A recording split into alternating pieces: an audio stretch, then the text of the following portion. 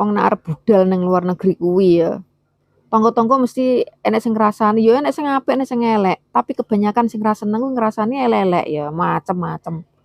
Dulur bareng sing ra seneng kuwi ya sing ngrasani macem-macem memandang sebelah mata. Lah bosok wis nang luar negeri, wis berhasil, ngono ya. Kuwi lah kok mara, juk-juk mara, WA, chat, nyileh dhuwit, nembung dhuwit.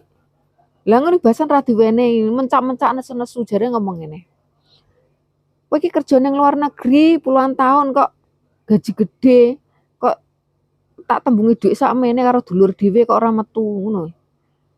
Ngono iki nesu-nesu mencak-mencak masane. Pikir, pikir dengan otak. Dulu waktu dia itu mau berangkat ke luar negeri, kamu ngomongmu kayak apa? Omonganmu mbok lepeh, mbok pangan meneh, ngono. Gak isin we.